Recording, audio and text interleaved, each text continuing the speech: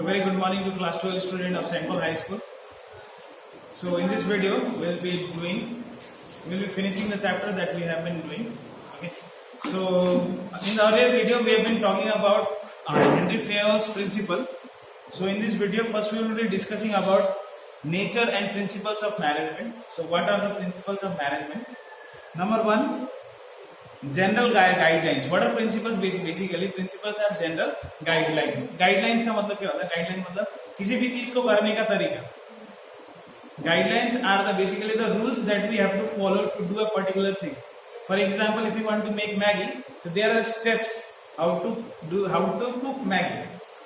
So just like that, guidelines are the basically the rules that we have to follow to do a general thing.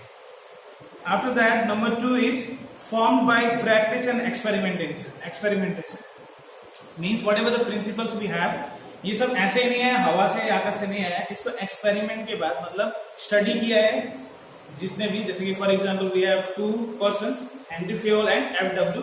Taylor. So these two persons have experimented. They means what? They have observed how the peoples are working in an environment and what are the things they are lacking and what are the advantages are there. So upon basis of that, he have given what?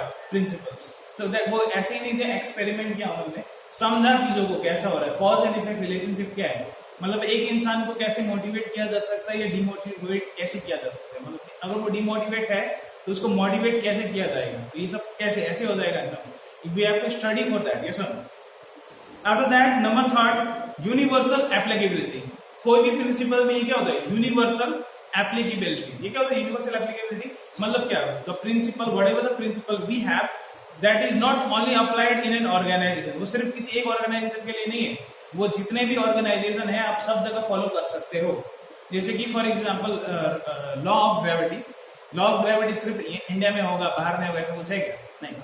All over in the entire globe, wherever you will go, if you throw a stone, that stone will going to come down to the earth. Yes or no? ये होने वाला है. Why? Because there is a force that is going to pull that thing. और उसका नाम क्या है? Gravity. Gravity क्या एक प्रूव थिंग है जो है. तो ऐसे प्रिंसिपल्स भी होते हैं, वो प्रूव्ड है.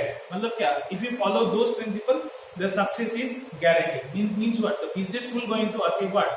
Organisational objective. After that, flexibility. Flexibility का मतलब क्या? मतलब फ्लेक्सिबल कौन होता है? फ्लेक्सिबल वो इंसान होता है जो कोई भी इन्वायरमेंट में कैसे भी जगह में खुद को सस्टेन कर ले. फ्लेक्सिबल. तो ऐसे प्रिंसिपल होते हैं फ्लेक्सिबल. मतलब क्या? Because you see, all the peoples will not going to attract or will not going to interact with the person in the same way in every day. अगर आप एक इंसान से अगर बात कर रहे हो, हर दिन आप उसके साथ रह रहे हो, तो वो हर दिन हर इंसान सेम ही तरीके का बिहेवियर करेगा, ऐसा जरूरी नहीं होगा. तो हम लोग का ये जो भी प्रिंसिपल्स डेवलप है वो किसके ऊपर बेसिस है? ह्यूमन का बिहेवियर का ऊपर. तो ह्यूमन का बिहेवियर क्या सस्टेन होता है, सेम होता है, स्टैटिक होता है? नहीं होता है. It is changing just like weather. So to be able to adjust and to be able to govern them, the principle have to be flexible. Then only what we can do, we can also adjust our principles and we can able to achieve the organisational objective. सब जगह organisational objective, हाँ ये बात ही हो रहा है organisational objective. Cause and effect relationship. क्या होता है? Cause and effect relationship. अगर हम प्रिंसिपल्स फॉलो कर रहे हैं, उस प्रिंसिपल में क्या होगा? कॉज एंड इफेक्ट रिलेशनशिप होगा. मतलब आप कुछ माने प्रिंसिपल ऐसे नहीं है कि ऐसे ऐसे रैंडमली दिए हुए. एक कॉज एंड इफेक्ट, एक derived cause and effect relationship होता है. मतलब कि आप ये करोगे तो ये होगा, ये करोगे तो ये नहीं होगा. आप सब कुछ सिस्टमेटिकली करोगे तो आपके साथ कभी भी कुछ बुरा हो सकता है? नहीं हो सकता. आपको कभी भी कोई भी इंसान हिसाब मांगे तो आप हिसाब दे पाओगे? नहीं दे पाओगे. ऑफ कोर्स दे पाएंगे. ये कॉज एंड इफेक्ट रिलेशनशिप का एग्जांपल. वैसे तो और भी है पर इतने में मैं रुकना चाहूंगा. आपके इसके बाद हम लोग बात करें इंपॉर्टेंस ऑफ मैनेजमेंट प्रिंसिपल. हम लोग जो प्रिंसिपल पढ़ रहे हैं उसका इंपॉर्टेंस क्या है, क्यों पढ़ रहे हैं? नंबर वन है useful insights to manager. Means what? It provides the important information, important things that the manager must know to be able to manage the people. कैसे पीपल्स को इंगेज कराना पड़ेगा, कैसे पीपल को काम कराना पड़ेगा, क्योंकि हर इंसान सेम टाइप का बिहेवियर नहीं रहता. कभी गुस्सा भी हो सकता है, कभी हैप्पी भी हो सकता है. तो उस गुस्से वाले इंसान को भी काम में तो लगाना ही पड़ेगा. ऐसा नहीं कि जो गुस्सा है उसको मैं काम में नहीं लगाऊंगा, उसको भी काम में तो लगाना ही पड़ेगा. तो कैसे करके काम में लगाना पड़ेगा, क्या क्या बोलना पड़ेगा, तो ये सब किसको पता होना पड़ेगा? मैनेजर को पता होना पड़ेगा. These are the useful insight that the manager must know how to deal with different people in different situations. तो ये सब कब पता रहेगा? जब उसको प्रिंसिपल्स अच्छे से पता रहेगा.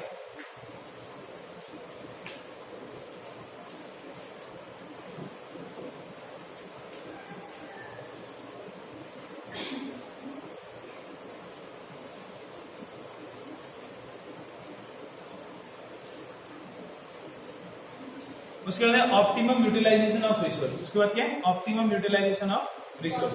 ऑप्टिमम यूटिलाइजेशन ऑफ रिसोर्स क्या होता है? मतलब जो हमारा रिसोर्स अवेलेबल है उसको हम लोग राइट वे में यूज करेंगे. किस वे में यूज करेंगे?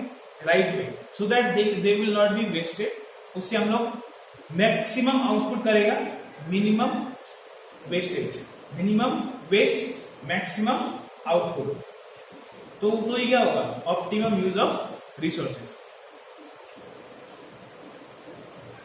और इसमें साइंटिफिक प्लानिंग भी कर सकते हैं हम लोग. मतलब क्या? जो भी हम लोग काम कर रहे हैं उसका एक साइंटिफिक डिजाइन बना सकते हैं, एक साइंटिफिक ऑर्डर में हम लोग कर सकते हैं. तो दीज आर द इम्पोर्टेंस और these are the importance of the scientific principles of management. Okay, after that we will be talking about scientific management. Okay, इसके पहले वाले हम लोग ने बात किया एफडब्ल्यू टेलर का. अब हम लोग बात करेंगे Taylor scientific management. Okay, so we will be directly what are scientific management. Basically एक बार डेफिनेशन देख लेते हैं. It is the art of knowing exactly what you want men to do and then seeing that they do it in the best and cheapest way. Basically मतलब है scientific management का आपको पहले पता करना है आपको क्या करना है. पता हो गया? अब पता हो गया तो क्या आप छोड़ दोगे? नहीं, काम तो करना पड़ेगा. तो आपको क्या करना पड़ेगा? पीपल को इंप्लॉय करना पड़ेगा, पर इस वे में इंप्लॉय करोगे ताकि उन लोग सब अपना बेस्ट करे और पैसा भी ज्यादा खर्चा ना हो. कम आदमी ज्यादा हो, ये scientific management.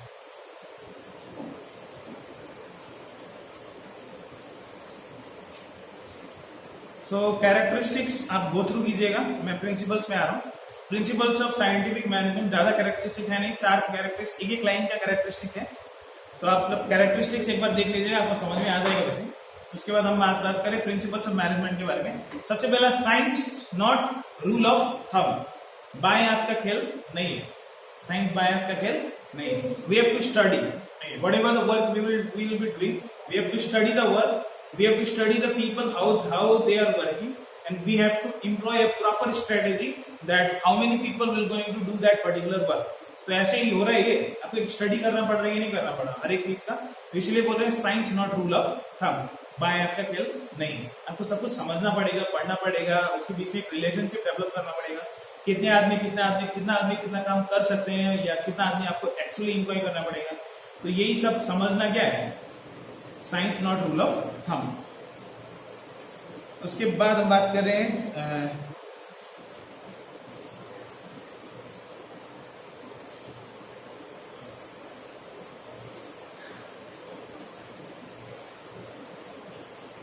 Harmony not Discord.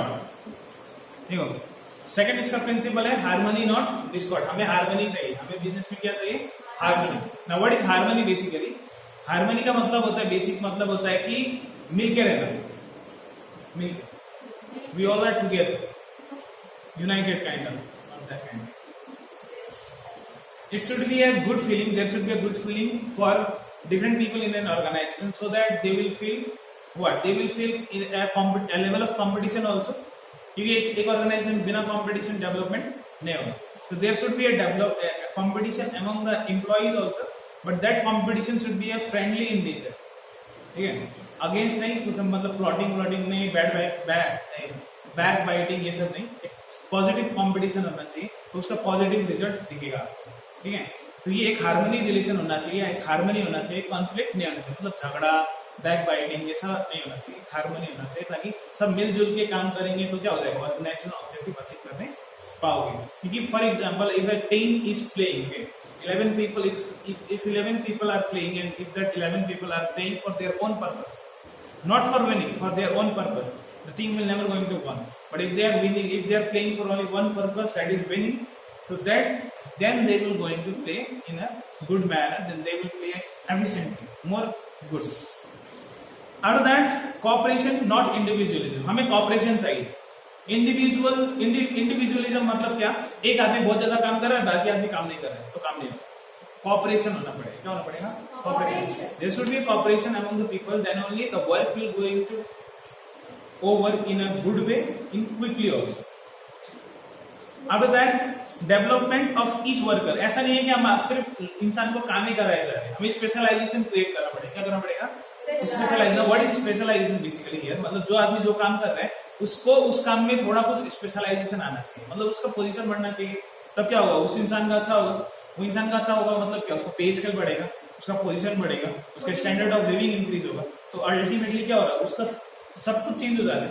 तो ये कब होगा, जब हम लोग उसको चांस दे रहे, प्रॉपर ट्रेनिंग दे रहे, डेवलपमेंट का टाइम वो दे रहे, अपॉर्चुनिटी, तभी होगा। उसके बाद maximum not restricted output, restricted output नहीं होना चाहिए, मैक्सिमम आउटपुट होना चाहिए। मतलब आप जितना एफर्ट कर सकते हो करो, आपको उस एफर्ट का बदले क्या मिलेगा, एक्स्ट्रा पैसा मिलेगा।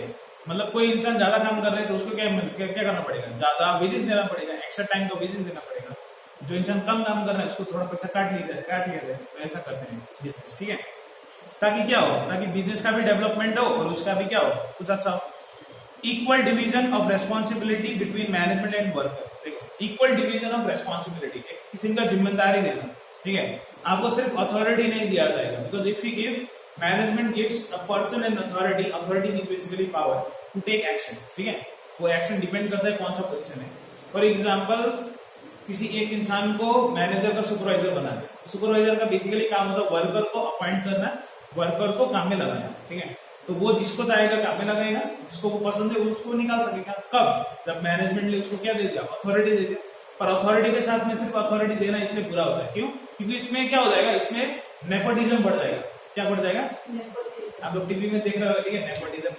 क्या होता है नेपोटिज्म, एक्चुअली चापलूसी बोलते हैं इसका। क्या होता है चापलूसी, मतलब सर आपने तो इतना काम कर रहा है, आपका जैसे तो कोई काम ही नहीं करता, तो मतलब वो साइंटिफिक तुमको हमारा सैलरी बढ़ जाएगा। तो ऐसा नहीं होना चाहिए, वर्क के बेसिस में होना चाहिए, उसका एफर्ट का बेसिस में होता है, कौन आदमी कितना काम कर रहा है उसके बेसिस में होता है।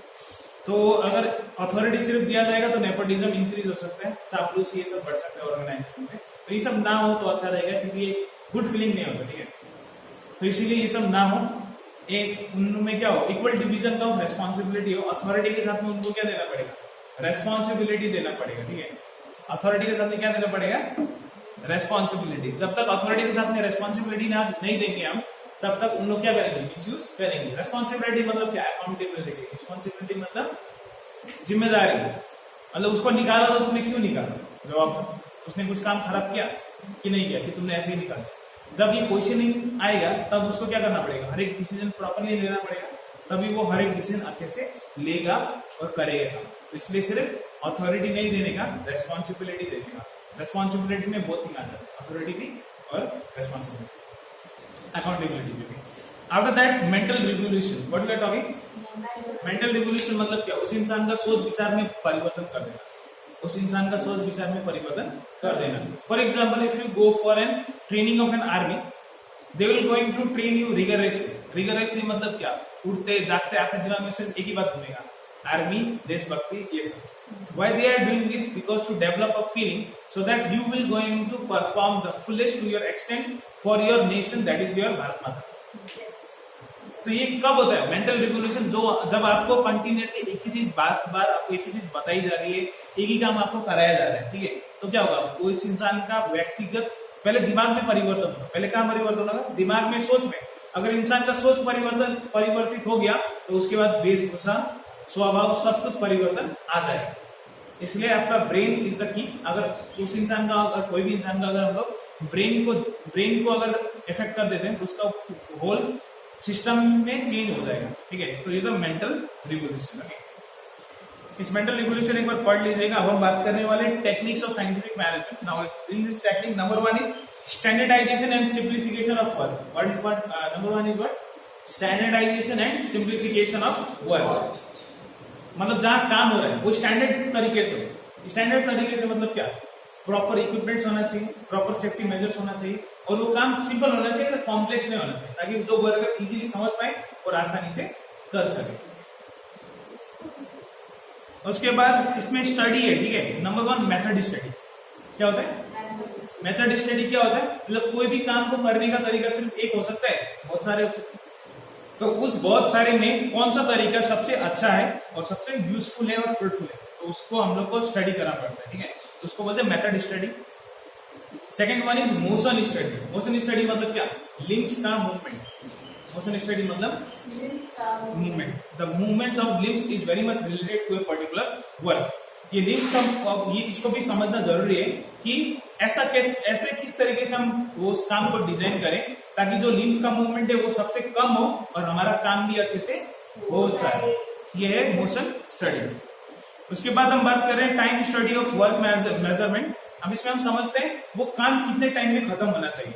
एक कोई भी काम का एक पर्टिकुलर स्टैंडर्ड टाइम होता है, तो उस स्टैंडर्ड टाइम को समझना कि मतलब इतने घंटे में कितना आउटपुट होना चाहिए या कोई भी इंसान कितना घंटा काम करना पड़ेगा, तो उसको स्टडी को बोलेंगे टाइम स्टडी और वर्क मैनेजमेंट मेजरमेंट। उसके बाद फटीग स्टडी। फटीग स्टडी मतलब क्या, फटीग मतलब आराम, फटीग मतलब आराम, रेस्ट।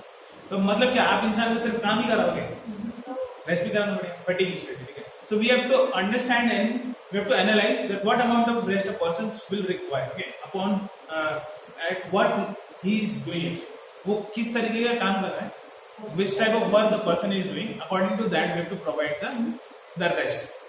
पूरा भारी भारी काम कर रहा है तो उसको आप अकॉर्डिंगली आप देखो कितना टाइम आप गैप देने से आपका ठीक रहेगा, वो स्टडी करते हैं। ये फटीग स्टडी। उसके बाद standardisation of tool and equipment, मतलब जो भी हमारे इंस्ट्रूमेंट हम यूज कर रहे हैं बिजनेस में वो सब क्या होना चाहिए, स्टैंडर्डाइज होना चाहिए, ताकि क्या हो वो माने काम करते हुए हमारा जो एम्प्लॉय है कभी हर्ट ना हो। Number third, scientific task setting, मतलब जो हम लोग टास्क दे रहे हैं किसी भी इंसान को वो साइंटिफिकली डिजाइन होना चाहिए, मतलब उससे उस इंसान का भी कुछ डेवलपमेंट हो, काम भी अच्छे से वो कर पाए। Number 4, scientific setting of wage rate, मतलब हर इंसान को आप एक इक्वल वेजेस नहीं देते। जो आदमी एक्स्ट्रा काम कर रहे हैं उसको ओवर टाइम का पैसा मिलेगा, जो आदमी कम काम कर रहा है उसका पैसा काटो, तो ये होगा वेज रेट, ठीक है। Scientific selection and training.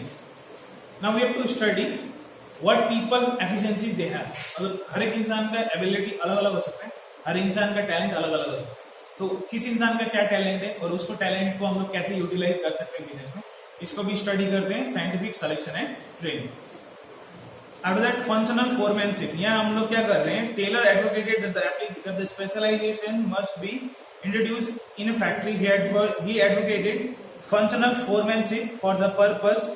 Foremanship is a form of organization which involves supervision of a worker by several machinery will be supervised by the speed boss and the repair boss respectively। मतलब यहाँ पर ना आपने काम देखने वाला और काम को मेंटेन करने वाला आदमी लोग ज्यादा एम्प्लॉय करते हैं। फोरमैन मतलब क्या, वो इंसान जो देखेगा काम हो रहा है कि नहीं हो रहा है, अगर कहीं भी मशीन खराब हो जा रहा है तो उसको क्या कितनी जल्दी रिपेयर कर पाएंगे। ये फोरमैन अगर होंगे तो क्या होगा, काम जल्दी हो जाएगा, एफिशिएंटली होता रहेगा, कभी भी काम स्टॉप नहीं होगा।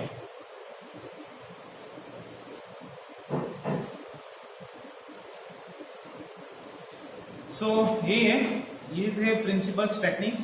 उसके बाद है complementary nature of Taylor and Fayol principle. Means what, there is some relationship between Fayol principle and Taylor principle. If you have book, please go through that, and I will be sending the notes which I have. So you can go through that, and if you have doubt, you can ask me. Thank you.